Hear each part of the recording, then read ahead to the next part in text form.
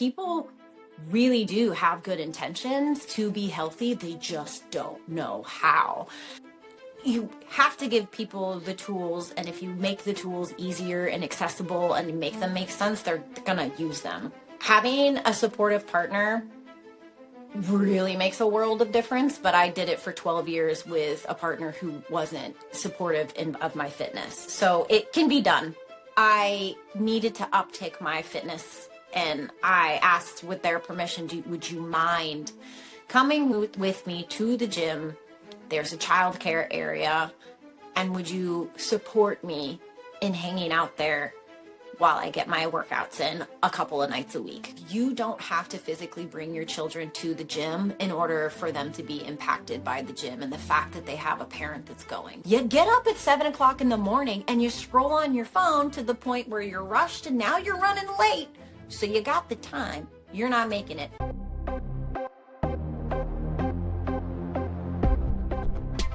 Welcome to the Superhuman Blueprint Podcast. Hello and welcome to the Superhuman Blueprint Podcast. I am your host, Drew Griesel from Primal Wellness Coaching. And today I am chatting with bodybuilding mom and fitness lifestyle coach, Heather Pratt. But before we get into that, show notes for today's episode will be at thesuperhumanblueprintpodcast.com.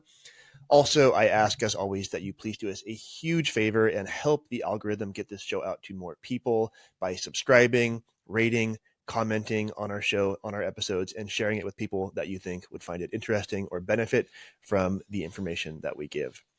So let's talk about our guest today. Heather is a dynamic lifestyle fitness coach, a 2-time NPC national qualified bodybuilder, and a thriving small business owner who has spent over 30 years immersed in the fitness world. At 44 years of age, she is a powerhouse of strength, juggling motherhood, entrepreneurship, and her passion for helping other people transform their health and their physique. From bodybuilding success to co-owning a roofing company with her husband, Heather's journey has embodied a lot of high qualities that you find in people that tend to show a good physique. So she's got discipline, she's got resilience, and she has perfected the art of balancing all of these things, which we will get into today, with Heather's unique blend of fitness expertise and corporate leadership skills. And we'll talk about that as well. She uses all of this experience to inspire others to embrace healthier and more empowered lives. So Heather Pratt, welcome to the Superhuman Blueprint Podcast. Hello. Thanks for having me. I'm super excited to join. How's Boise? It is good. It is cold, then it's warm, then it's hot, then it snows, then it rains. So it's anybody's gamble. Sounds like Denver. Yeah, is that pretty much the weather in Denver? Just a lot of... when I talk to my people over in Denver, it's like you never know. It could be snowing today and it could be 80 degrees tomorrow. Pretty much, yeah. It gives fall vibes, and then it was spring yesterday, and now it's just a little frosty. So emotionally, it's jarring. Physically, Boise's fine, but yeah. Yeah, well, right now here in SoCal, it's on fire. So. Oh yeah, that's right. Yeah, happily, I am not close to the fires, but thank goodness. Definitely know people that have been evacuated. So. That's pretty terrible. You're in Orange County, right? Area? Yeah. No. Yeah. Orange County? Yeah. Yep. That's LA, farther LA? Yeah. Yeah. It's maybe about 40 miles away or so. So pretty far, but closer than I'd like it to be. Yeah, a little close for comfort. Yeah. But the air quality is probably not ideal at the moment. No, we're keeping all the windows shut and the air purifier is on high. Oh, heck yes. Health.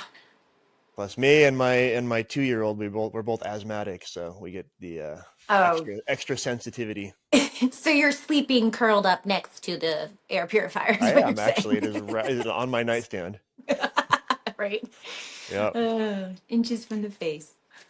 Well, a bit of background for our listeners. So, although Heather is here to talk about many things that are of great relevance to the world of fitness and wellness, we actually go way back. So this is a reconnection for Heather and I. We've known each other for 8-9 years. Yeah. Something like that. So we worked together for a while. We both worked for a large financial institution, Yes. and we were peers for a bit, and then Heather worked for me for a bit, and then she quit and left me.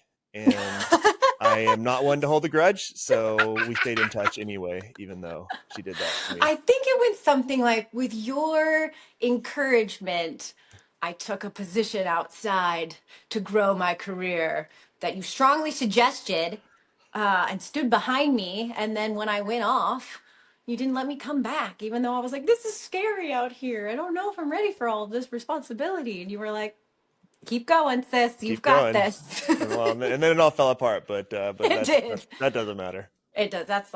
It's all learning and growing experiences.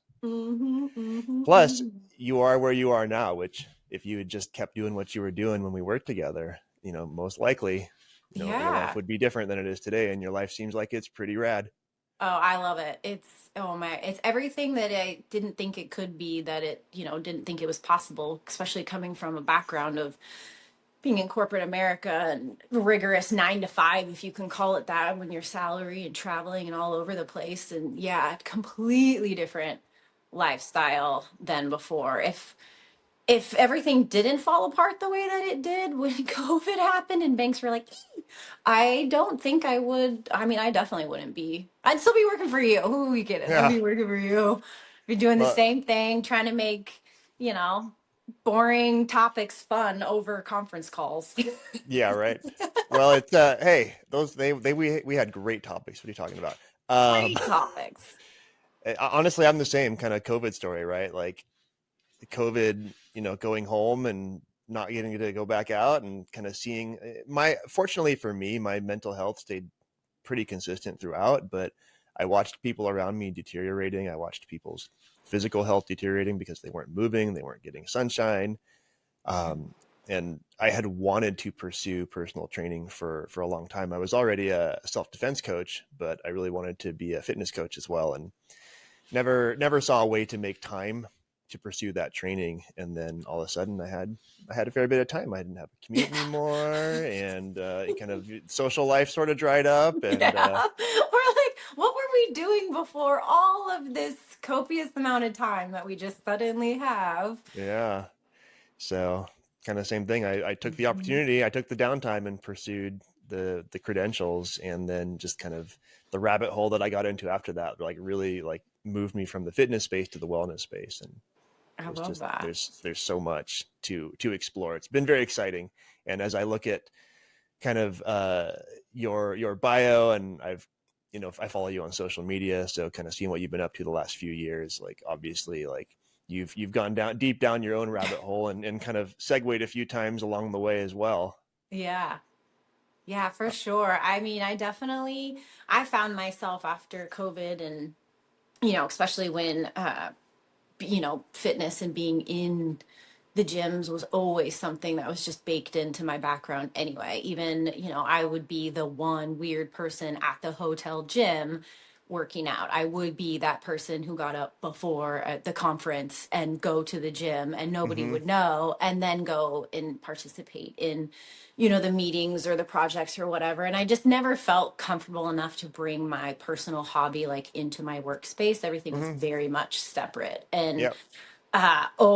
didn't really talk about it the same way, like just very buttoned down. Nobody knew I had tattoos. I didn't know you had tattoos until like the first time I saw you in a t-shirt after like years of working together, just very corporate America, like Yeah. didn't blend those parts of my life at all. If I took a break from work, it was to go work out, and nobody knew what I was doing on my lunch break. I didn't come back and talk about it. I was the person who meal prep and brought my own food to events because I also was allergic to a lot of things. It was like I was always something that I kind of felt needed to be separate, or it would have to be like, I don't know, when fitness not being so mainstream, you're a little bit ostracized for like, well, why are you doing that? And why are you eating that? And how come? And how come? And it started to be, there's more of like questions I didn't want to talk about, like my personal or my hobby. I wanted to keep it so like something that I did for me, because I always worried if I brought it into a space that was like a job that I would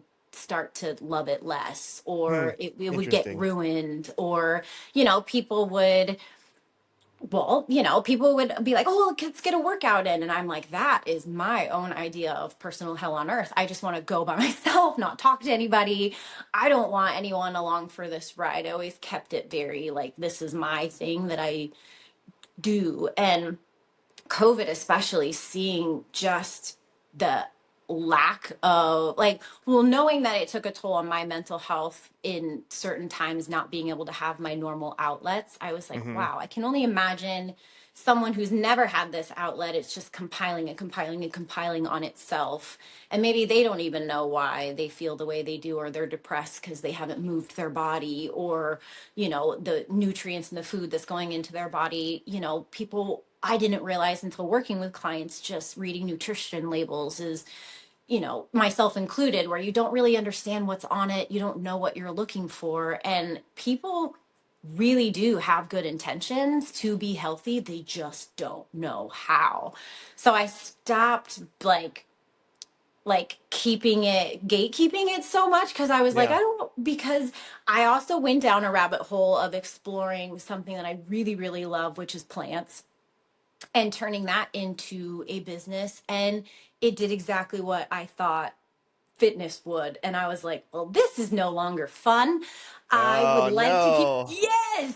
Oh It was like, no. it just did everything in all the ways that I was like, this is not what I foresaw. Mm.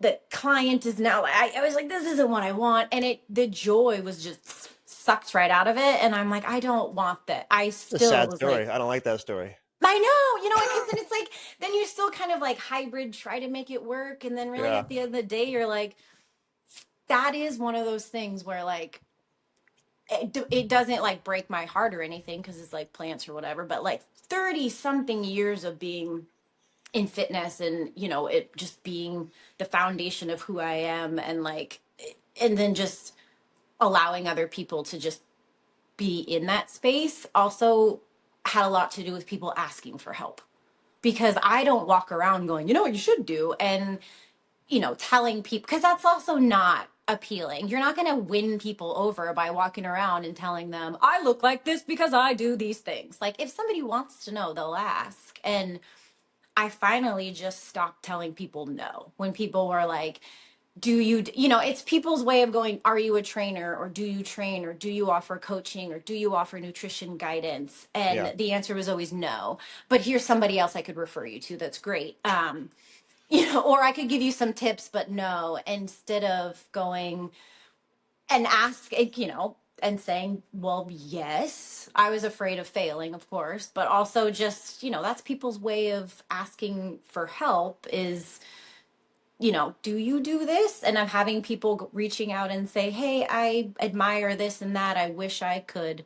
And I'm like picking up on these things instead of going, yeah, you'll get it. Hang in there. And then just, as I realized that people were like, no, I'm asking if you can help me. No, I'm Yeah. asking you specifically if you can give me some guidance, because you seem to balance the same things as me, work, motherhood, etc. So it's taken me a while to even just be like, yes, this is something that has always been a part of my lifestyle. And then going into bodybuilding is like my deep dive, crazy hobby offshoot from Yeah. fitness, and then, but keeping the lifestyle. I don't want to teach people to be bodybuilders. I don't want to deal with competitors. I know how neurotic and crazy we are. Keep Okay. that to the contest prep coaches. But I still get my crazy offshoot thing that's still just for me, and still getting to teach people how to just live a healthier lifestyle without it being an extreme sport. Yeah. Because that's the other thing. People are like, well, I see what you do. I don't want to do that per se. I don't think I want to get into a sparkly bikini here. I just want to lose a little bit of weight in the belly area. And it seems like there's not a lot of balance, where people are like, it's one extreme or the next. People get into fitness because they see the end result of what a bodybuilder looks like. And so they're like, well, how do I reverse engineer looking like that? Oh, I got to get on stage. And really it's like, no, you can just start a healthier lifestyle day by day with new habits day by day. Yeah. But And so I kind of want to get into the story of your evolution to where you're at now, like kind of the step-by-step journey. So just first of all, to put it out there, so you have 3 kids. Yes. So Three the kids. fact that you know, are a business owner and you actually have hobbies Yeah. that take up some amount of time, you know, is notable. And kind of the niche that I found myself in is busy working professionals, busy parents, people that feel like they don't have time for self-care, but really want to pursue a journey of self-care. So I think just all the things that you can share around how you've gone on this journey and you've made it work as a working mother, Yeah. will be particularly profound to the people listening to this show. Um, so let's kind of start from the background. So you were in corporate finance. I know you went from our institution to another. At what point did you kind of settle on moving out of that into being a small business owner, and how did you make that work? It was pretty much like COVID sort of forced me into retirement, you know, whether I liked it or not. It was a very aha moment. I did not realize how much of like my own personal identity was wrapped up in like what I did for work. And like I Mm. really hung my hat on like who I was as an employee. And what value I brought to an institution. So when I, you know, felt that I worked literally, I'm at the peak of my career at 40. I am making more money than I've ever made in my entire life. I have worked myself into a niche. You know, I designed my own job, which was pretty cool to be able to sell a position to the CEO of a bank and say, this is what I think you guys need to do, and to be hired for that. I was very proud of where I had, you know, taken my career, and that I was still able to balance, you know, traveling and, you know, hotels and training people, and still carving out time for myself, still carving out time for my kids. You know, I used my lunch breaks and my spare time as like my workout time. It was hard for me to steer away from family time. You know, once you pick up the kids, people are like, I'm home, and then I'm home. And so I tried to maximize my time while I'm like, I'm already up, I'm already out, I'm already moving. We're going to just add it into that part of my day. Okay. And when it got to COVID and, you know, getting laid off, I was like, what do I do with myself now? Like, I was very, very depressed. Like, I went through a lot. Just life just was kicking me right in the knees a lot, personally, professionally, and then the pandemic. And Mm-hmm. you know, I couldn't get back to where I was before. I couldn't work myself back up to that ladder, because I mean, it took me 40 years to get there. You know, I couldn't just do that overnight in a new state, in a new line of business. And I felt pretty just lost. I was working just pretty entry level escrow job, like nothing special. Okay. Um, Took a huge toll. It took a huge toll on my mental health for sure, because you know, you go from being like respected and sitting on board, you know, with, and then people are just, you know, micromanaging the fact that you came in 2 minutes late, and all of a sudden I'm like, I don't want to do this Yeah. anymore. I don't want No. to be, No. no, you know, Oh, like yuck. punching a clock, and managers that are asking you to, if you could, oh, it was just everything that I knew I didn't want. And I'm like, and I could only work out so much to like combat the mental aspects of that. And then I randomly got injured with a freak accident, which took me out of the gym. And then I had to have Mm. a surgery, which took me out Oh, of the wow. gym. Right. And it was just What back was to, that? What did you injure? I had to have, just from having three kids, I had to have a posterior anterior pelvic floor repair. Basically, Oh, no my kidding. whole pelvic floor, everything needed to be lifted back up, because I Okay. had a whole abdomen full of fibroids, tumors, like a Yeah, cancer yeah. scare, the whole bit. And they had to remove my reproductive system. And then over time, that needed to be repaired and Yeah, yeah. got Okay. cleared for And surgery. And I mean, it was a pretty brutal one with this like yeah. long recovery. And And we have listeners that are interested in that too. I mean, I've had a pelvic floor PT on my show. I've had a naturopathic yeah, doctor that specializes in like the hormonal health and the cysts and all that stuff. yes. And I have just cysts on a regular. I don't know if recently I had one that was just pretty big and it just ruptured on its own, and it's just very Oh, painful. yeah, yeah. And they just, and it's I've like, never experienced that, but I've borne witness to it, and it's pretty awful just to watch. I can't yeah. even imagine being the one experiencing it. Well, and the stuff that just women have to go through that, like, It's kind of a I deal with. crapshoot. I'm Yeah, sorry. it is. And it's like, things that'll just take you down for the count. And you're like, dang. And it's a whole section of issues like that men are removed from entirely, where, especially if it has to do with reproductive health. And there's a lot of times women are just walking around in exorbitant amount of pain, but we're used to it. And you don't really want to do ab crunches or bicep curls that day either. So it's like, people are like, how do you stay motivated? You're like, you don't always. Sometimes you go, and I'm at the gym sometimes when I'm uncomfortable, but I'm there. But it's also because for me, I know how much of a privilege it is because it's been taken away from me so many dang Mm, times. yeah, I got, that's profound. yeah. I mean, that you're able to use your hardship as kind of a point of gratitude, right? Okay, I'm grateful that right now things are Yeah. okay. Yes, exactly. Yes. I mean, the fact that I had to relearn how to walk on the heels of after I was, oh man, I was celebrating with friends talking about fitness. I was talking to people about, workouts and programming, and we were poolside. It's always a topic of conversation, especially if you get like a bodybuilder or somebody who's fit at a pool. You're going to end up in Yeah, conversation right. about muscles and Like, physiques and damn, stuff. where'd that muscle come from? Right?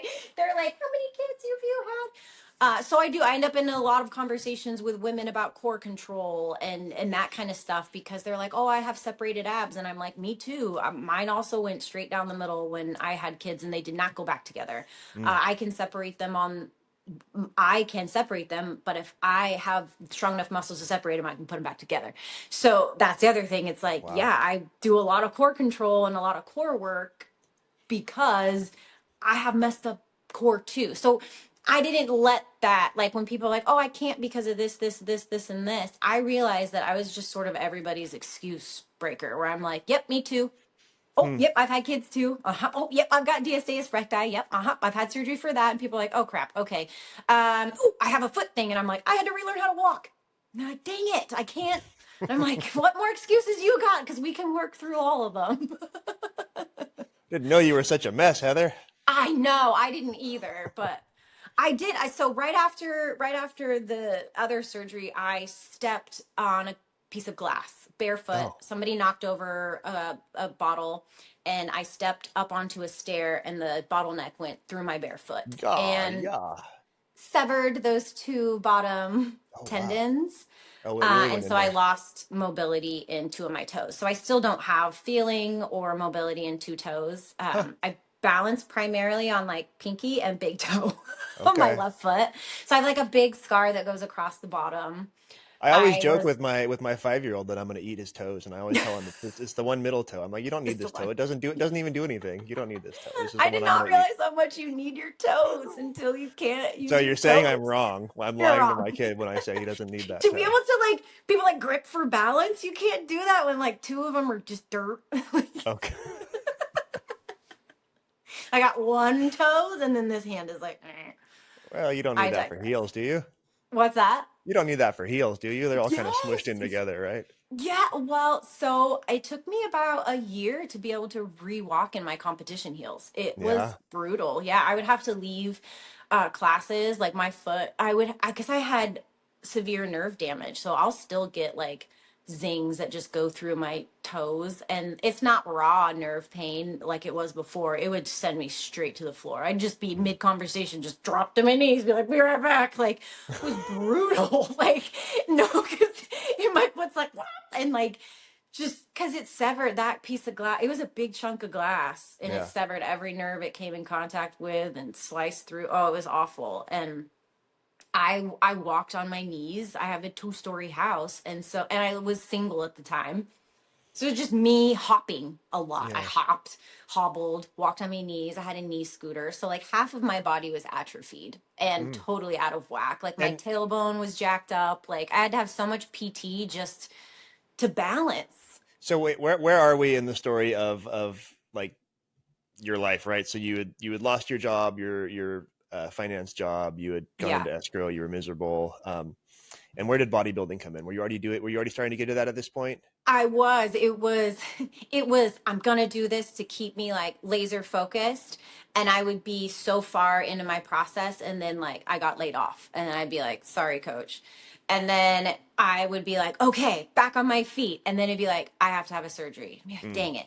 How And did then you it'd be like, decide on okay, bodybuilding? Because what's how what's did you that? decide on bodybuilding? Because that's an extreme form of exercise and fitness, Yeah. right? Not to mention the stage aspect of it, right? Like that would be terrifying for a lot of people. It is, yeah. It's taken me about 6 years to get over the stage fright of Okay. it.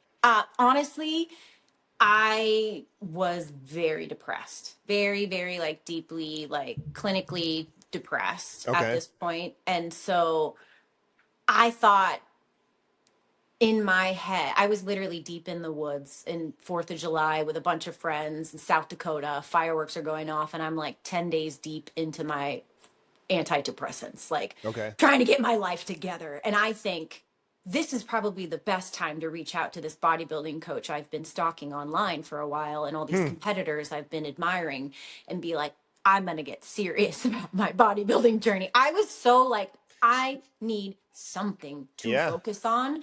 I mean, I came from such a crazy high stress job with a gazillion different responsibilities where I was supporting multiple different people at once. You know how my brain works, mile a minute, just going. And then you No, take me and and you and I go, were talking pretty regularly back then, and your job kept changing, and it was never what it was supposed to be. never. And it was evolving, and it was this and it's that. And then you go from that to just stop moving. Don't move, sit still. We actually don't need you anymore. They're like, you're free to go. And I'm like, and do what? I kept working for 2 hours after they laid me off. Oh. I still had stuff to do. That's how dumb I was. Like, that's how I was like, you Hey, need to, that's also a sense of responsibility. I mean, like, don't hold that against yourself. they were like, no, seriously, you're good. But that's how like wrapped up in my career I was, that I was like, I need to really unwind this Okay. and get obsessed about something new. But I really just needed, I think in that moment, knowing how just just the kind of person I am, I felt like I really needed something extreme in that moment to get me out of like an extremely dark headspace that I'd never been in before. Like Okay. mentally, I was in such a weird spot that I was like, this is new for me. And I don't know where to put my thoughts, my brain. I just felt out of element. I needed structure. I needed something, someone to tell me what to do. And the only natural thing for me is like, well, take all of your feelings and put them in your muscles. That's what I've always Yeah. done since I was 14. You're mad, go to the gym. You're angry, go to the gym. Like, and so I was like, well, I'm already there. What else can I do when I'm there? Punch the weights? Like, come on. I was like digging. I needed something, and that is where bodybuilding came in, because it takes a lot more grit and mental fortitude to be a bodybuilder in prep than it does to just be someone who enjoys working out. Yeah. So that is, and I'll be honest, because I ended up with so many friggin' obstacles, and I set a goal for myself, and I didn't know if I ever wanted to compete past the first time, but it took me 4 years to compete. That's how many obstacles I Okay. prepped.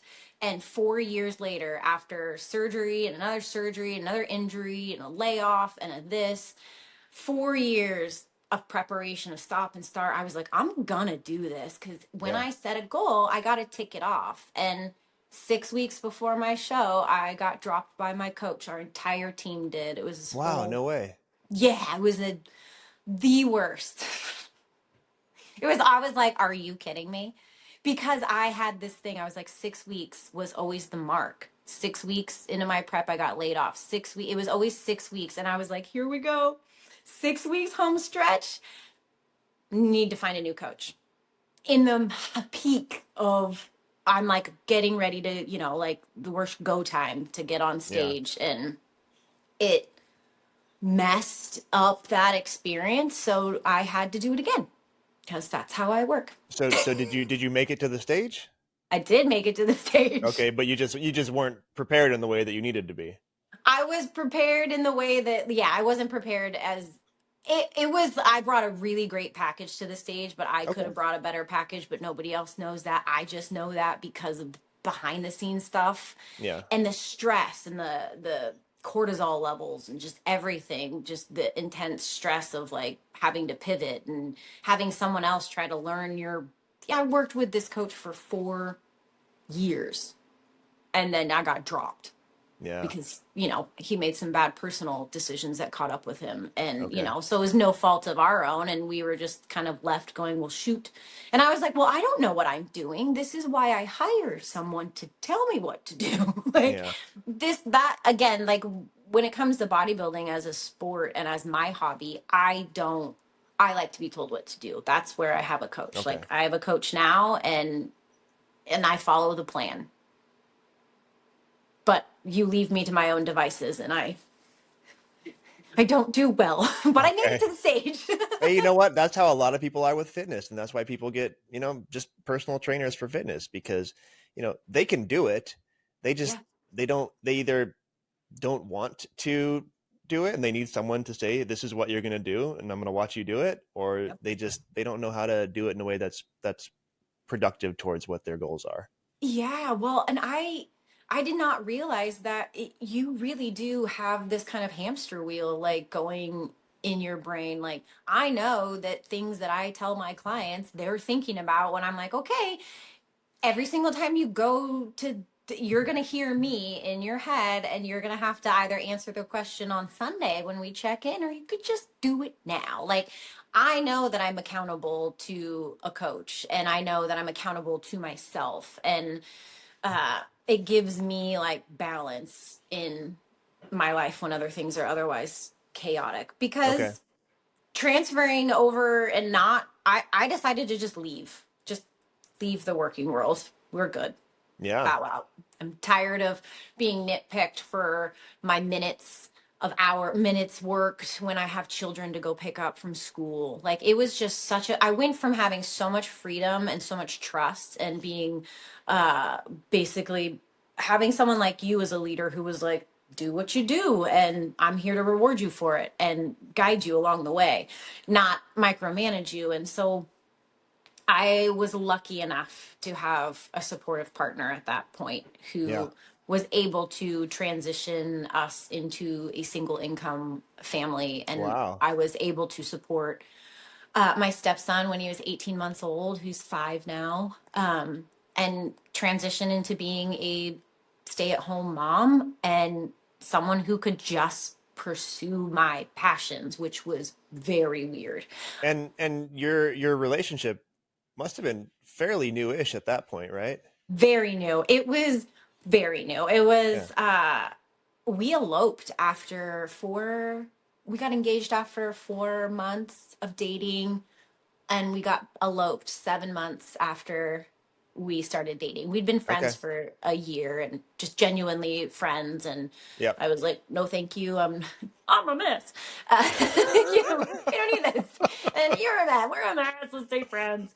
So it was very new. Yeah. It's crazy how it worked out just how it was supposed to, beautifully. But yeah, it was something where I was supposed to be leaving to a better job, a better paying job. And in the crosshairs, it did not work and it was not going to happen. Mm. And what made the most sense for our life and our family was me to be able to take care of our son and drive my children to and from school Yeah. every single day. And then I had all kind of just FU time. I was like, wow, whoa, I could pose for hours. I was like, what do people do? Then I was like, okay, you guys have a lot more free time than you think that you do. Cause now I'm doing the hobby jobs. I'm doing like helping us run our business that we started last year, and not just having a hobby business. We have an actual roofing business that my husband does full time now. Okay. But everything that we do in our life is always centered around health and wellness in the gym. My husband's a bodybuilder as well. Like having a supportive partner really makes a world of difference, but I did it for 12 years with a partner who wasn't supportive of my fitness. So it can be done. Yeah. Like, I'm here to tell you it can be done because I've been married twice, 12 years. I did it all on my own. I did it at night. I did it in secret. I did it like on the week. Like, I had my health and wellness and it was like baked into who I was. But being able to have someone who supports your hobbies and your passion and supports you turning your hobbies into a business, that is that whole iron sharpens iron bit Yeah. that just really Beautiful. catapulted. Yeah. You I okay? forgot what the question was. Well, originally back when I was I was just probing the journey, right? So Right. the jobs all kind of like dematerialized. You got Yeah. into bodybuilding sometime before that, but you really started to pursue it. Um, at what point did you start the plant business? Like, where was that? That was during being a stay-at-home mom. I was doing plant pop-ups. What is that? I just would, go to events like, Oh, okay. where like they seemed to be really popular like after COVID. Where a business, like say an aesthetic place would have like a jewelry person, a plant person, like a Okay. hair girl. Everybody's under the same roof and, people shop and buy things. So Yeah. I didn't realize that, like, again, this is where not necessarily knowing how to start and operate like a business where you're just like, I'm just winging it. I'm just a mom with some spare time. I thought, oh, I really want to have a brick and mortar plant shop. But, you have to do a lot of research and things along the way. I didn't realize the uptick in people enjoying plants happened to coincide with TikTok and other things and like Mhm. COVID. And I didn't, again, just ignorance a little bit, not knowing that things are trendy. And, they come and go, and maybe just keeping it as a hobby would be a great thing, which I've done. And I sell my accidentally created products as a Yeah, result I of, saw that. So you yeah. have like another business besides plants, and that's kind of what, like, wellness themed beauty products. Is that what it is, or is it something Yeah, else? so I accidentally created like a plant product because I couldn't find one for my online plant pop-up store. I Okay. also was I was just pivoting and doing all kinds of fun stuff. I was the first plant shop ever on DoorDash in the state of Idaho, the Huh. second one ever nationally. And now you see plant shops and flower shops on there all the time, which is so cool. But I used to just package plants and like people, the DoorDash driver would come and pick them up. Like, and I had a little DoorDash tablet. It was so cool. Mother's Day, like, and it was so fun, but trendy. This is not sustainable, but Okay.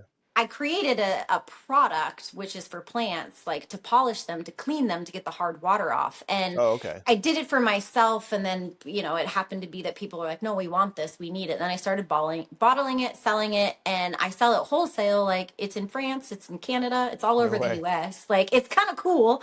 But I noticed that my orders for the plant polish really dwindled when plants, and I started to notice a lot of the plant shops that were purchasing, because I transitioned out of selling plants and just went to the product as a wholesale. It was easier for me. The kids were getting older. I Yeah. didn't have time to sit and package DoorDash orders. I needed to go get kids from school. So it was fun, but then I was like, oh crap, this is way too time consuming.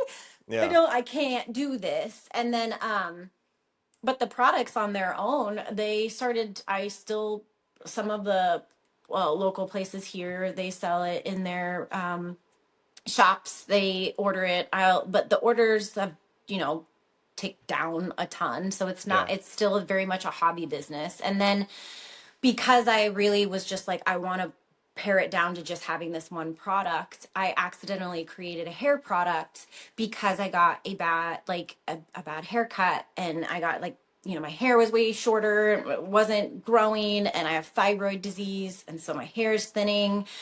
I have hair loss, and then it was just like a whole hot mess of stuff. And so I was like, well, I wonder if there's something natural I can use, like a topical or something, so I don't have to go buy these expensive hair growth products. And I started doing a bunch of research on these combination of essential oils, and then I started making it, and then I started using it, then it started working, and then I started giving it to my friends, and they were like, this crap works. And I was like, that's cool. So I started bottling it. I started selling it. Then my husband had been stealing it and using it on his beard. I So love his that. beard was growing so well that I decided to make a beard oil, and he's been using that. And now he has a ferocious beard that Oh, everybody asks him about. oh And my, so he's a mountain man now.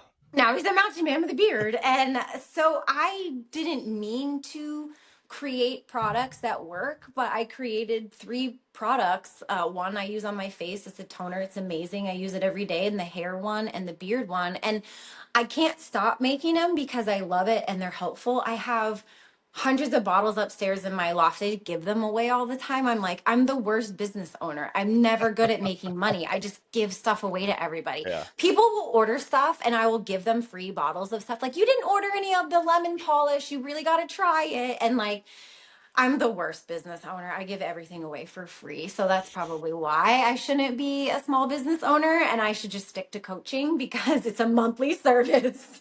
Yeah, right. Like, I can give my time away for free because I do that already, but Yeah. I am the worst. I am like, no, take the plant. You can just have the plant. No, take the polish. Like, I'm the worst. Literally, I make not enough money for how much product I give away. Oh, well. You're having Anytime fun. I'm like, you have facial hair, you need my beard oil. And they're like, how much? I'm like, it's free. I'm like, stupid. I just am the worst. Shut up, Heather. Like, I'm not good at making money. Anyway. Anyway. Yeah. Well, that's cool. So that's how that kind of evolved. I've been curious about that. And so then Yeah. along the way, your hobby, bodybuilding, you kept going and you're pretty deep into it now, but then you've also turned that into lifestyle coaching. So kind of how did that journey evolve from your first time on a stage where your coach quit you and you went up there without your support system, but you kept going. So how did that kind of play out? It was honestly, my husband and I had been talking about, like when you're starting to do things and you're like, we could do this too. And like, he had a lot of people that were coming to him, asking him to do training and stuff on the side. And once, I hired an interim coach, and it was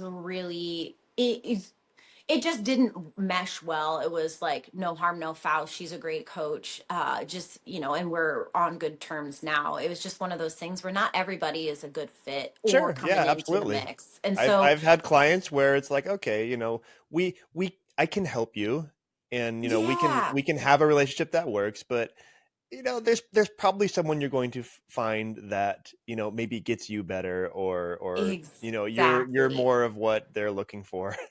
Exactly. And that's something too, like in this business, it's like communication is key. And like, I don't take anything personally. And like, we are all squared month to month. So if this isn't serving you, then like, no, find somebody that will. Absolutely.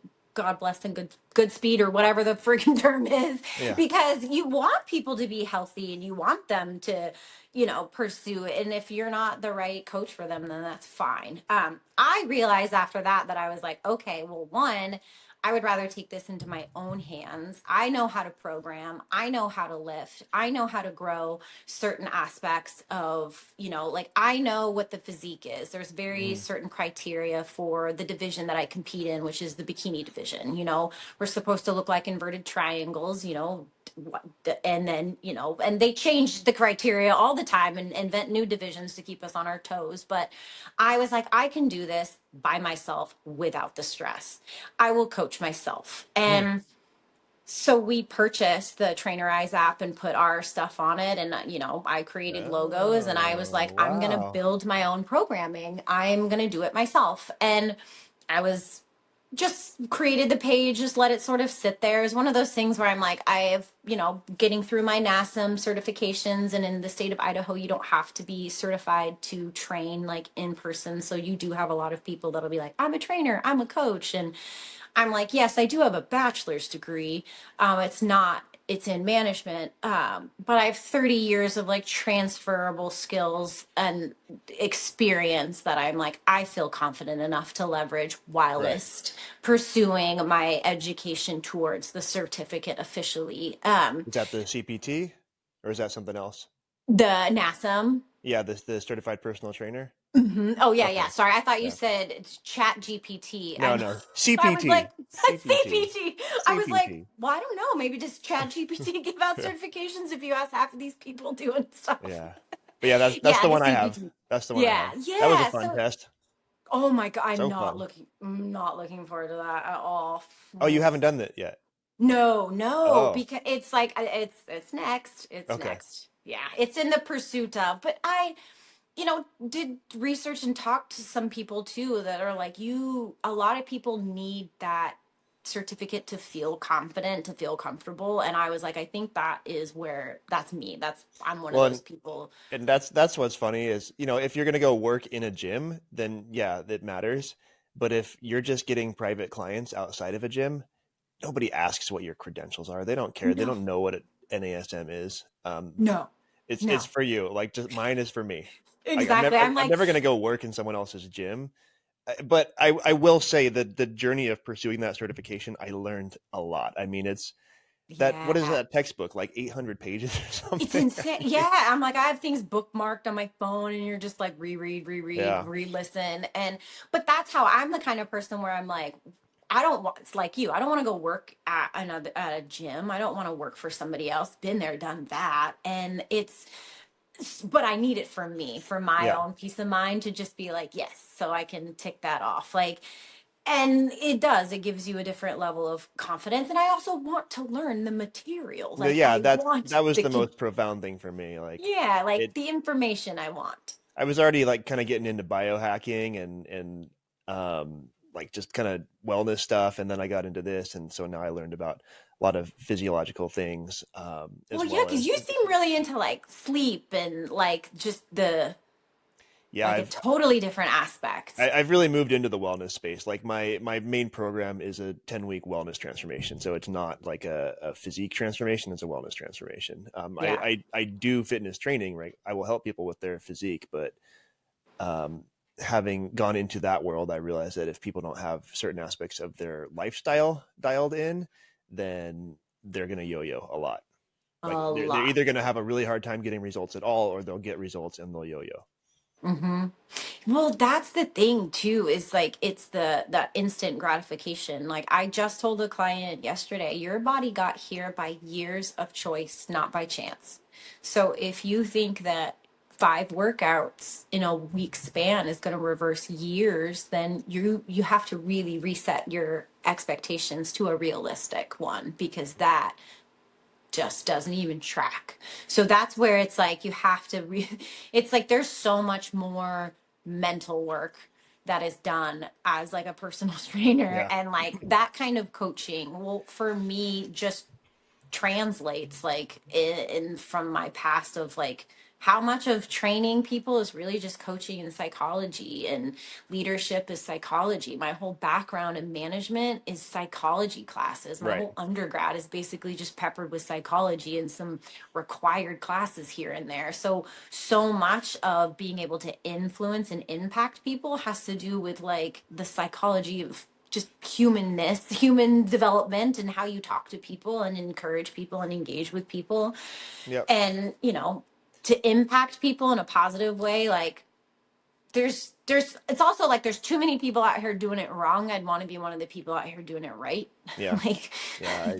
I recall so I teach within what I feel is right. So that's what I can give. I give what I give, yeah. So if you don't want what I give, then go somewhere else. I recall I had a woman that came to me. It's probably like late April, early May, and she's like, I want to lose 30 pounds by June to, get in shape. I got a wedding to go to. It's at a beach. I want to look good in a bikini. I'm like, hey, that's cool and it's doable, but that's not how I work. The Right. the way that it's going to go, if you work with me, you'll lose 30 pounds. You might lose more than that. You might not, but you'll be transforming fat into muscle. So, you'll look great, but it's going to take longer than that. And it's going to be a much healthier way of doing it.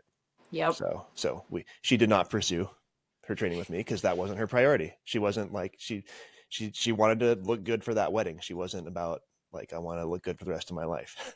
Yeah, and that's what I am like, oh, this will be interesting, as this is something that I continued to do. Like the great thing is, and I'm in a position for the very first time in my life, and I've never been able to say this before, but I'm 44 and I don't have to work. I am genuinely doing this for the love of the people, like for the love of helping, like Yeah. for the love of the sport, for the love of lifestyle, of health and wellness. Like it's not a glory for a paycheck, or I'm not trying to build a big business out of it. I finally just didn't want to keep telling my friends no. I didn't want to keep having people reach out that were seemed motivated or inspired and tell them no. I wanted to be able to say, yeah, why the frick not? And I had to stop and evaluate, like, do I have time for this? Am I going to be spreading myself too thin? Am I doing 17 different jobs that are unrelated and nobody really knows what I do for a Yeah. living? But the great thing is I can, like, I can now. And so I am. But realizing that there are a lot of people that are like, no, I just want to hire you for the wedding. And you're like, then what?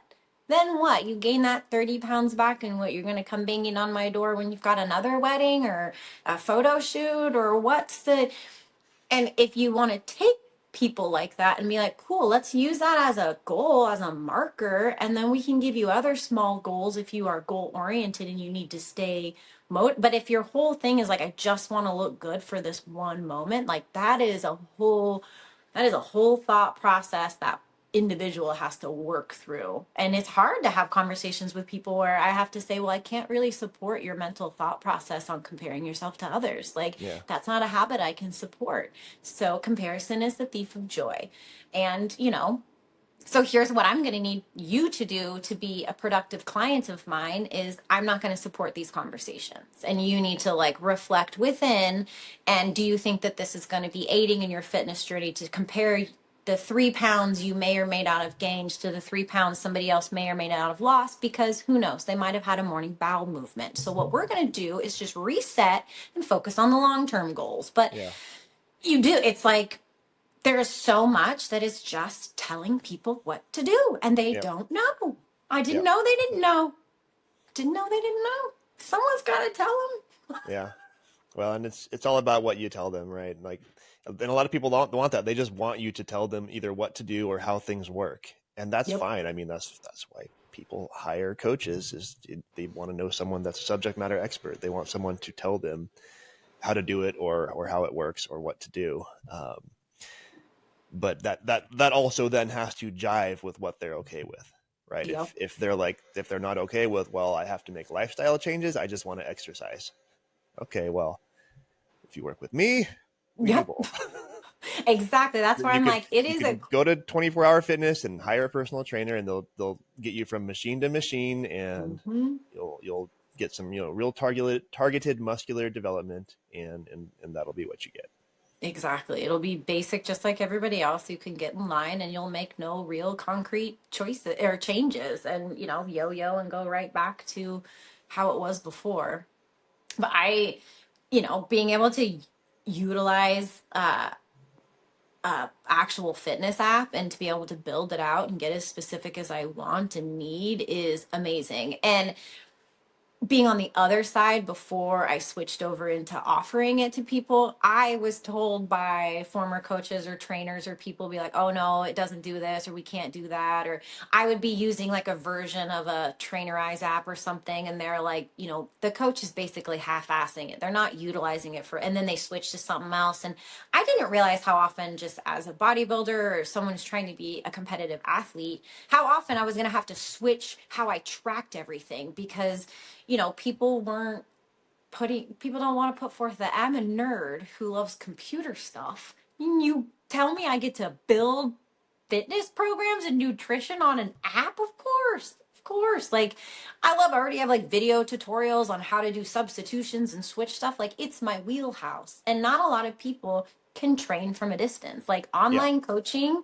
is not necessarily like impactful. I just had a friend who's she's a IFBB pro figure professional, and she's also a trainer, and she does not online train. She hates it. It is not her wheelhouse. It does not bring her joy. She wants to train with people in person.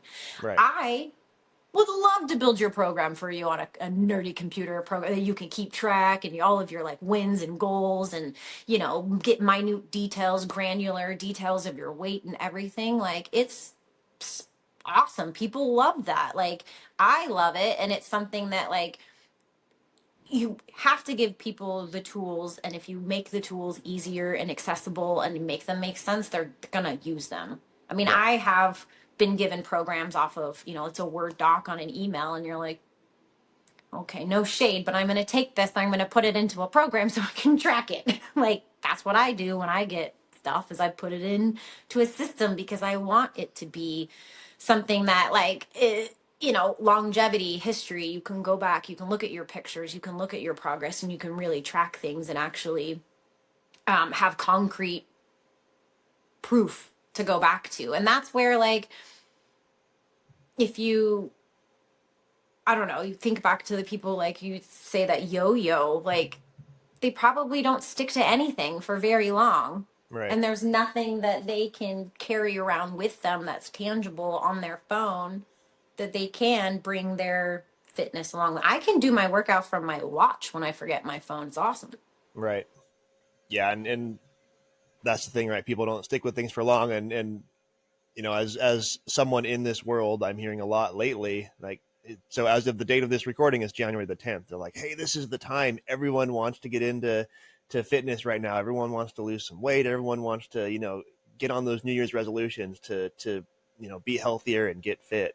I'm like, yeah, but of all of that, everyone, like, what's the percentage that's actually going to remain committed? Yes. Yes. You're like, what I'm always curious, like, what is the actual real, like, raw data behind the people that, like, January 1st, like, does it make lifetime gym goers, like the people that are sticking, through, like, a lot of it has to do with the fact that they get into the gym and they don't know what they're doing. So I was talking with one of the, there's a chain, not chain, they're local, they're Idaho Fitness Factory. And there's 10 locations on Idaho. And I bounce around from location to locations in various gyms because I don't like to stay in one spot for too long. Really? I don't use the gyms for social. I realized being at a bodybuilding gym, and that I made a lot of friends that way, but then the gym time was getting very interrupted and it was becoming very social. And especially when I was in contest prep, and you just look crazy weird, you're vascular, you're all shredded, you've got like no body fat, and you are a conversation starter. Yeah. So you would end up getting a lot of like, you're so shredded, and like, when is your show, and a lot of just conversations. And so it's easy. I found it easier to just like, I just like to go to different places, and I do it based on my schedule too. Kid drop offs. I'm always dressed in gym clothes. Like, you guys stay ready. Tell me you don't have time Must to be work nice out. to live life in gym clothes. Yeah, right. Oh my God. I don't have corporate America clothes anymore. It is so amazing. It is so amazing. I will say it's like, it's actually fashionable though. I mean, you walk around in like yoga pants and like, a tank top or whatever. Like that's totally normal fashion. You can be in gym clothes and be out and no one's going to think twice. Nobody will bat an eyelash. By the way, that's my hat.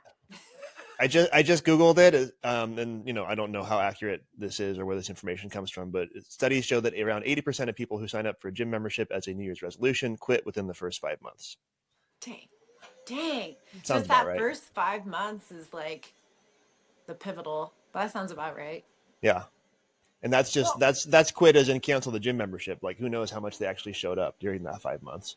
Yeah, before they pull the trigger of like, I'm not even utilizing this. Right. Well, and one of the things I was telling the gyms here locally, because they're like, what can we do to like bring more awareness or like let people know that we're locally owned and like we support, like moms, we have, and all this kind of stuff. And I was like, well, one, telling people, but I'm like, also, I was like, when I'm in the mood to be helpful and social, I make eye contact with people. And my husband and I are like very much like helping people. He has people come up to him all the time and be like, I'm trying to get big like you, like younger kids. And I have women that'll ask me to help them with their form. And I'm like, seriously? I was like, you guys need ambassadors at your gym that just says like, ask me about my workout on the back. Like people that you can like go, because there are times where I'll look over and be like, do you want some help with your form? And they're like, yes.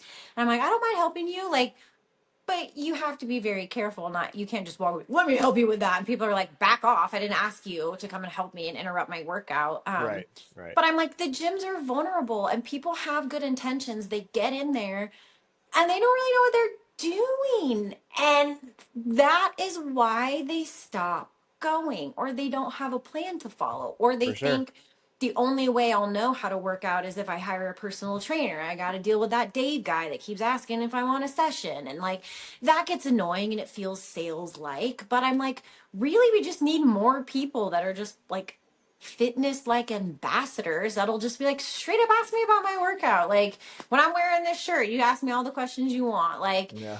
sure the heck beats them staring at the gym and then trying to do what you're doing 2 seconds later. Like, because that happens all the time too. But you want to come work out with me? Like, I see you trying to do what I'm doing. Just come over here. Yeah. Like, it's like that catch 22. Because I'm like, I just said I go to certain places because I don't want the gyms to be social. But it's like, I also want it to be a place where it's like, it is a community where people can be like, can I run something past you? Can I ask you a quick question? And it doesn't always have to be like, that'll be $75. Like, so much of the fear of getting in shape is people can't afford it. Yeah. You know, affordability. Like, that's why, like, I love my bodybuilding coach. He doesn't charge an arm and a leg because he's like, it's already expensive enough as it is. And like, charging people an exorbitant amount of money to just gatekeep their health, nah. I'd rather just charge way less than other people because I'm so great at this part Yeah, I of was the gonna business. say. I don't know if you're the best person to give advice on this. I'm If so glad there are my other husband trainers does. listening. I know. Oh my God. I'm so glad my husband does all the contracts and does all the finance. Like, I write the checks, right? But he does all the negotiating because I just be like, the roof, it's free. Don't even worry about it. And he's like, we can't do that. Like, no, I would never. But I haven't this. I'm the worst. I'm just like, everybody gets free training. But I'm the kind of person where I'm like, well, shoot.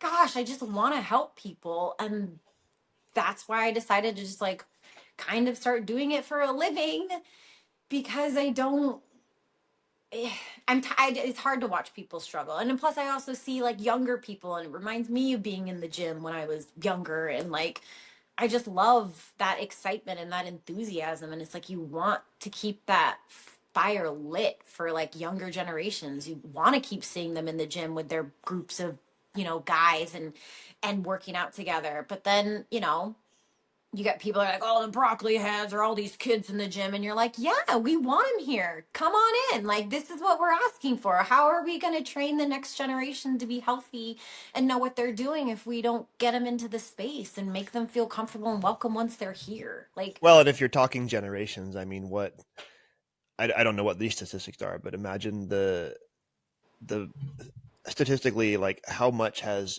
physical activity gone down in the last couple of decades with the prevalence of the internet and yep. games and even social media. People will spend hours on social media. Yes. Yeah. And you can run a report that shows how long you scroll and what your screen time is. I mean, I have an 11-year-old and a 13-year-old. And I mean, my 11-year-old's really into game. What is happened happening there? right now? What just happened? I don't know, but apparently you're having a party. Hey, happy birthday, somebody. Whee! Apparently, you talk about age, and Apple's like, "We got you." Somebody's celebrating something If somewhere. you're not on the video version of this podcast, a bunch of balloons just floated across Heather's screen. Magic. Yeah. But he will be up there for hours. With his friends and his friends that he goes to school with, and it's like, yeah, sure, they might rough house around on the playground, but when they come home, they can be pretty darn sedentary. They're not going anywhere. They're not, unless you're like peeling them off the gaming chair, you're like, walk the dog, like. But it's to get right back to that, and trying to get your kids to be more physically active too, and realizing I'm like, okay, as someone who is incredibly fit and active, like my kids don't go to the gym with me. They never have. Like, I was going to ask about that. You're surrounded by all these kids, right? So yeah, yeah. how does your passion and lifestyle that are, involve fitness and being healthy, like how does that impact them, or how do you tie them into that? Oh man, these kids, they're so like, this is what I wish a lot more parents understood is you don't have to physically bring your children to the gym in order for them to be impacted by the gym and the fact that they have a parent that's going. My kids know. I mean, I just came across, I wish I could go run and grab it, but it's like my son drew it. It was like, you know, it's for Mother's Day and it's like a picture like, what's your mom? And it has like all these extra muscles and it's like, what does your mom like to do? Go to the gym and like be at the gym and like, what does she do for fun? The gym. Well, because when they were younger and I was in when I was competing, I always managed to try. I didn't want my hobby to impact my kid, the time with my kids. I talk about it with them, and I didn't want them to be at the mercy of like, Mom, I'm going to the gym again, and not have that quality time. But I needed to uptick my fitness when I was cardio and everything when I was competitively prepping to bodybuild. And I asked with their permission, would you mind coming with me to the gym? There's a childcare area. And would you support me in hanging out there while I get my workouts in a couple of nights a week? Because I was divorced at the time and had the kids week on, week off. And, you know, it was very intense. It required a lot. And I didn't want to take time away from my kids and drag them to the gym, but I also was committed to my goal. So I brought them in on that goal, and I didn't want them to feel like, oh, mom's dragging us here to this baby place. You know, they were a little bit older for the kids area, and it's a mixed bag. You're going to get a 12-year-old and a baby, all different age ranges at the gym places. And it wasn't their favorite, but it was something that I was like, okay, do you guys mind? You know, and they loved it. They were supportive. Then when they started to see the changes in me, and like they started becoming a part of like my posing practice. And you see my kids in the background of my videos all the time. I've got so many pictures where like Everett's face is just like peeked in here and I can't use it. Like, cause you know, they're everywhere. They're so ingrained in my hobby, just like I would be supportive of their hobbies. And when they got to be older, this is when I was like, okay, I'm going to utilize my skills as a parent and the fact that I've raised really amazing children and start giving them added responsibility of being home alone. And I started, you know, it started with like walking around the block and having a panic attack because they were in the house by themselves for 10 minutes, you know, and they're old enough, but it's like I was giving myself permission to distance myself and to go away from the house while the children were safe and under this roof. So I could then go, did you guys want to come to the gym with me? Or do you mind if I go to the gym? They're like, go to the gym, Mom. We're doing homework or we're gaming or we're doing the dishes or whatever. We've got cameras, the whole bit. And so then insert, I have a little one.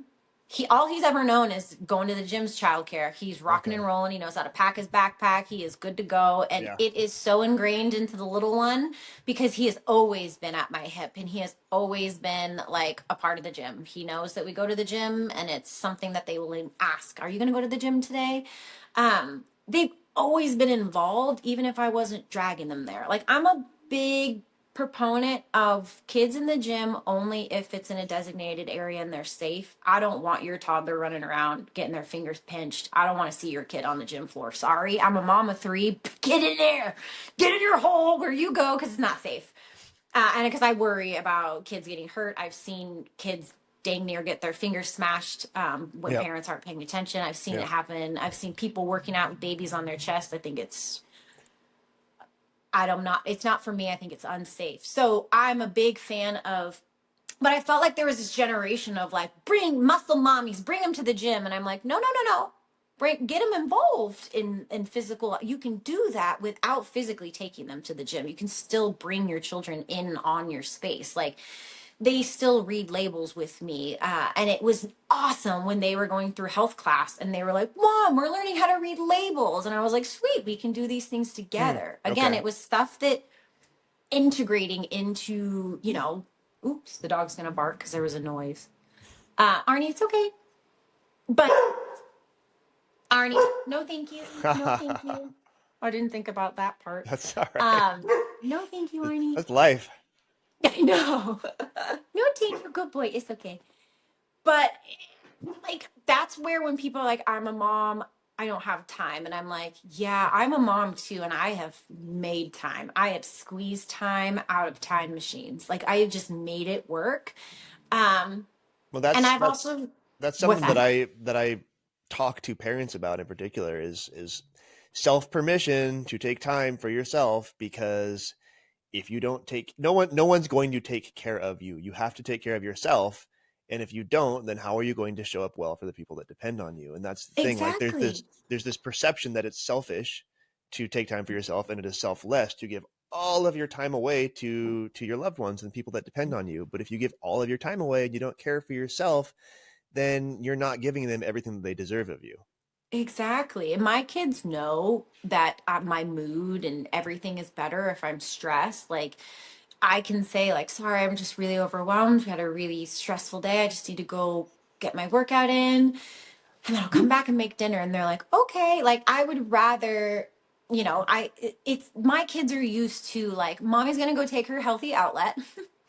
But they're also like, okay with like, are you going to the gym? And I'm like, it is a wine kind of a Wednesday. I'm going to sit in program and have a glass of wine. And, life is about balance too. But I just like my kids know they have a healthy mom. Like they know they have a strong mom. My kids, whether they remember it or not, like saw me at my weakest. And sorry. It's all right. It's the journey. Right? Well, I mean, I almost took myself away from my kids in my, Okay. like that was a very yeah, so it's important that when, that they recognize that they know that, physical fitness is not just about aesthetics. It's about mental health. Like and Yes. that, the byproduct of giving yourself a life of health and wellness is just I happen to look better in a bikini. That is just a happen. Like I'm pretty darn proud of the physique I've created as a 44-year-old, as a female, as a mother, as just a human. But that is literally that's all just how that happens because I just went and I pushed the weights around and I did the work because I needed the work to be done up here mentally. And I needed that for, you know, everything else internally. And like, looking decent is just like that's a great side Right. effect, but that's Right. not why that was never the goal, right? A lot of people, they go, I want to look this way, or I want to get back to looking a certain way and feeling a certain way. And for me, it's always been like it helps me be okay up here. It Yeah. starts with the mental, the physical, it all trickles your, my anxiety and depression, to be able to cycle myself off of antidepressants and not, no, thank you, Arnie, and not need them. And to go back to being able to rely just on physical fitness and health Yeah. and wellness is amazing. My thyroid has healed itself and helped repair itself more, that I'm on less thyroid medication now for the first time in 10 years. That my Yeah. doctor retested me like 3 times just to be sure. And he's like, you're not doing anything else. And I'm like, I'm just continuing to get in better and better shape because it just started and never stopped. That's Yep. the thing. Is that like the best thing where it's like the best time to plant a tree is, 20 years ago or right now. Like if you start now, you at least have a 3-day old tree or a 10-day old tree. That's how I always like explain things. Like if you want to work on it now, like I have a 20-year-old tree that I'm really proud of. You could also have a 10-day-old tree, a 15-day-old tree. You just have to keep going and keep On doing it. part of my motivation in pursuing the whole wellness space was, I have a 2-year-old. I'm 42. So he was born a couple months before I turned 40. And so by the time he's my age, I'm going to be 80. You know, what if he doesn't start having kids until he's 40? So I'm going to be a, 80-year-old grandpa. Maybe he won't even have kids. I don't know. But that could be a thing. And it's like, I don't want to be a decrepit 80-year-old that can't move and have fun. Like I want to be spry. I want to stay young. I'm like, well, then fuck it. I better start now. I still got 40 years to be a healthy 80-year-old. So that's amazing. Exactly. Like, that's the thing. Like, and I mean, you hear women too sometimes will be like, well, I want to have kids, so what's the point? And you're like, man, you want your body to be in the best shape possible before you start pumping out kids. You want to know why? It's because your body's like, cool, neat, and then moves on and goes right back to how it was before you had kids. If you do it right, like, and there's so much of like, I don't want to wait until I can't move to be like, I really should do something about being able to, not move. It's like, I want to be that person who, like, it's okay to fall down because grandma's not going to break anything, Yeah. like, I don't want to be bumping into stuff and bruising like an apple and everything is sore and not have time for my kids. But everything impacts just your sleep, and which impacts your mood, which impacts your irritability and the way you show up as a parent, and Yep. all of Well, it. that's why I shifted to wellness. I mean, again, still do fitness, but huge focus on wellness. And my transformation program is all things where they're all little things individually, but if you do them in the right doses and then you stack them, like, you can get profound, like, not just physical health benefits, but the mental health benefits is what really blew me away. Like, as I kind of went down those rabbit holes, like, all of these things have mental health benefits. And the better your mental health is, the more willpower you have to pursue your physical health.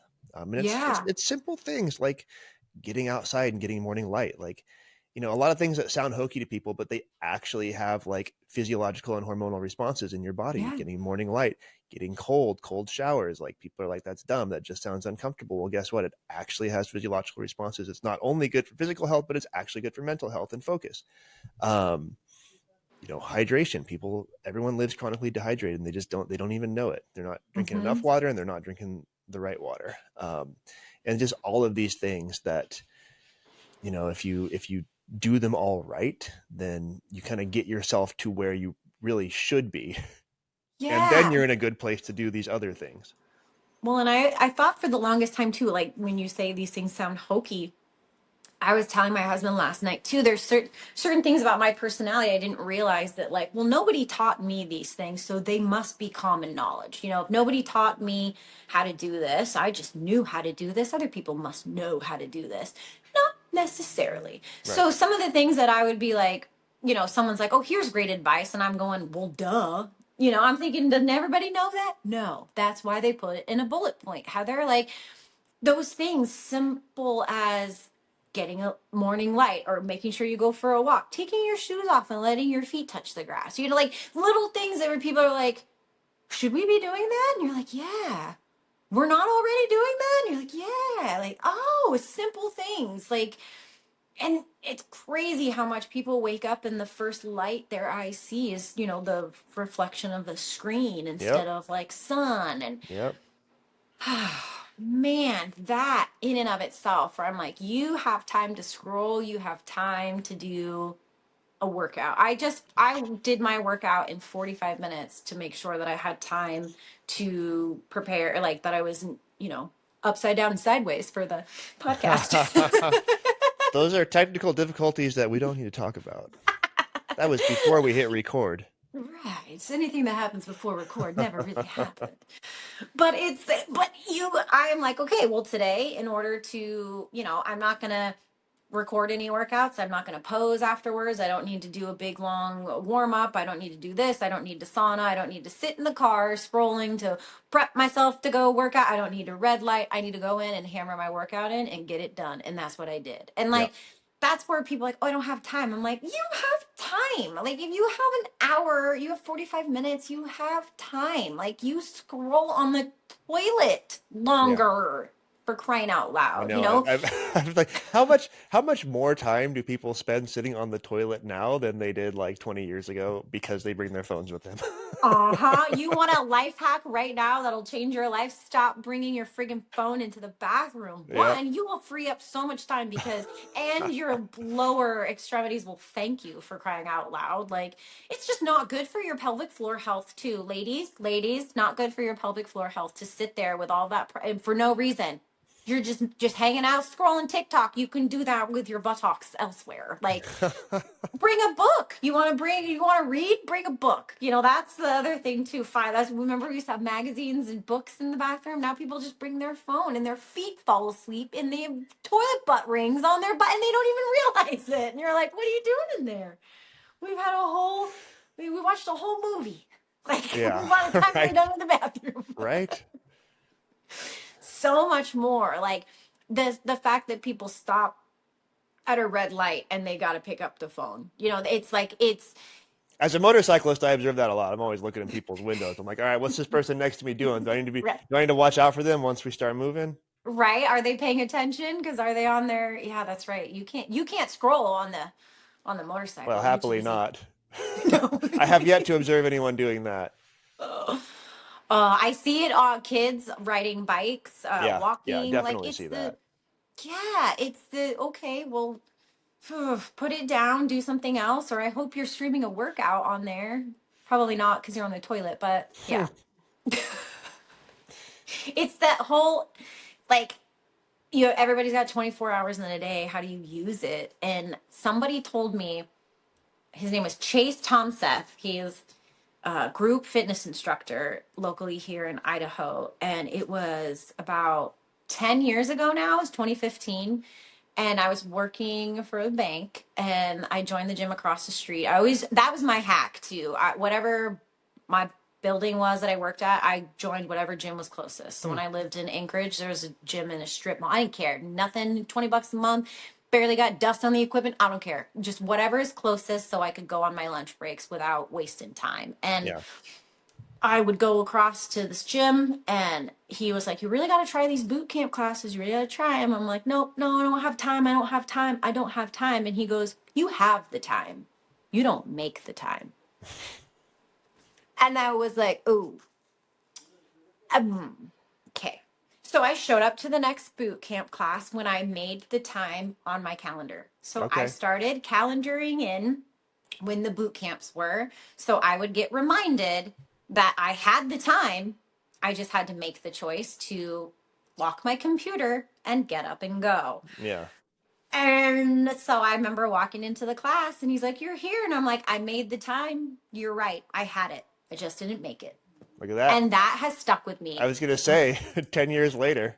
10 years later, you have the time. You're not making it. And 10 years later, I make the time. I was going to close us out with this question of if you can give our listeners one like small actionable step to make progress in their journey, what would it be? But it sounds like you just did. It's that you have the time. You just need to make the time. Yeah. It's a harsh reality too when you start to realize like really where you're spending your time. Like the amount of stuff I got done before 11:30 today, you would think it's 5 o'clock in the afternoon. Like I feel that sometimes I'll look at the clock and it's like, it's, 8 a.m., my wife's getting the kids out the door and I'm, just moving over to the computer to get going on some things. And I'm like, wow, I've already been awake for 3 hours.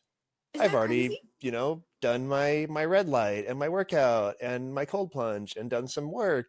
And I've been playing with the kids for the last hour. And it's only 8 o'clock. It's the best. Well, I realize too, the older I get, so much more motivation. And my kids have transferred this too. Like they just can't wait to like get home and just decompress. Like they know what that means. And to just, front load your day with like, getting up, getting your red light, getting your walk in, your steps in, whatever your routine is, getting the kids off to school. I go from dropping the kids off to the gym, get my workout in when I come home, and then it's working. And then everything is front loaded. So then I'm like, great, when we're done with this, my level of like adult responsibility starts to tick down so I can start to enjoy my day instead of going, it's already, and I haven't done. Yeah. And then it's shame spiral and maybe I'll start again tomorrow instead of make the fucking time. Yeah. You get up at 7 o'clock in the morning and you scroll on your freaking phone to the point where you're rushed and now you're running late. So you got the time. You're not making it, or you're making bad choices. You're choosing going, you know what? Instead of a walk, I say, fuck that walk, Instagram. No. So if you think about it that way, you're like, do I care more about my mental health and my overall health, or do I really care what's going on social media right now? You Yeah. have to make the choice. Willpower is a big part of it. And, and that's hard. It's hard for a lot of people. Even me, I hate social media, but I still look at it. And I found myself, I have social media because I use it for business and I use it to, keep my brand out there and all that. But I don't like it. Before I started using it for business, I had all fake names. I never looked at, I had a fake name on Facebook. I had nothing on my profile. I only had Facebook Messenger. I never looked at Facebook. Now I'm on Facebook. I run a Facebook group. I have a Facebook group for busy people that want fitness in their life. I love that.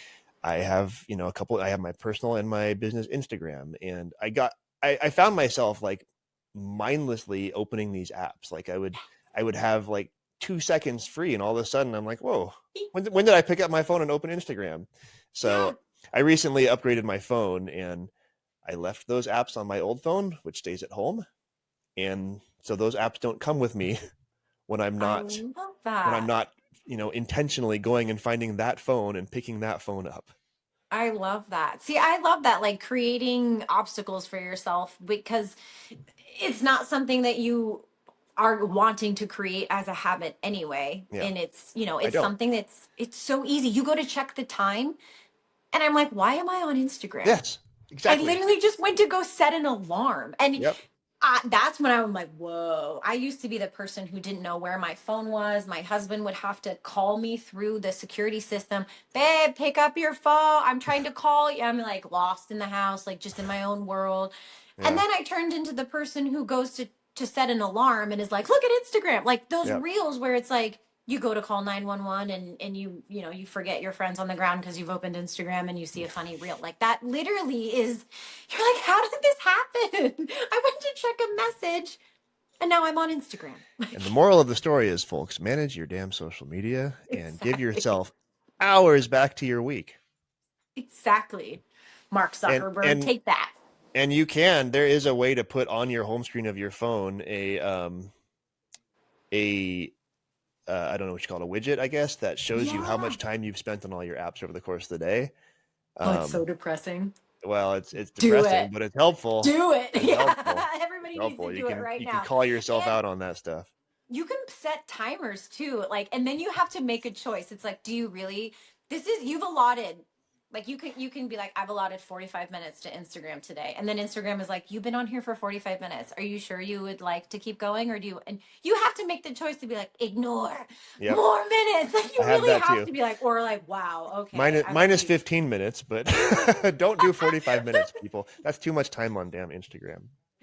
I know. I don't have that kind of time. If you have that kind of time, you have the kind of time to work out. Yeah, that's right. Exactly. Well, Heather, it's been amazing catching up. Pop quiz. Do you remember the last time we actually saw each other?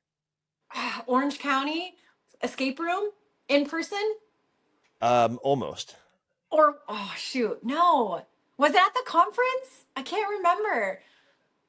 All I know is there was a motorcycle involved in an escape room at a team meeting. Yes, that was a time that we saw each other, but no, the last time I saw you at the airport. Yeah, I ran into you randomly at the airport. Yeah, Denver airport. Yes. Yeah. Oh my God. Passing each other on the escalator. Yes, it was literally like out of a movie. Like you, hey. Oh, that's right. Oh my God. What year was that? I've never to this day have I ever seen someone at an airport. You are the only person I've ever run into at an airport. I consider myself very special then. But yeah, that was maybe like within a year or two after you had after we stopped working together. But yeah. After I flew the coop and you wouldn't let me come home. Yep. You're like, no, I trained you too well. Leave. Yes, go spread your wings. I have made a mistake. It's hard. Let me come back. Well, look where we are, still full circle. It all worked out. I know. And now look at, we have, we're kind of coming back together in a completely different space, but it's pretty amazing. It's been really nice catching up with you, Heather. I'm excited that you're coaching people now, because it is, as you're already experiencing, it's extremely rewarding. Yes. Personally, it's rewarding to be able to do that for people. And it's, it's just nice to be able to put health and wellness out into the world, because we're severely lacking these days. I will link to you and how people can find you and whatnot on the show notes for today's episode at thesuperhumanblueprintpodcast.com. So Heather, awesome. it's been amazing. I hope I see you around sometime. Maybe I'll see you at some fitness conference or something. Heck yeah, we'll make it happen. Awesome. All right. Take care. Awesome. Bye. Bye.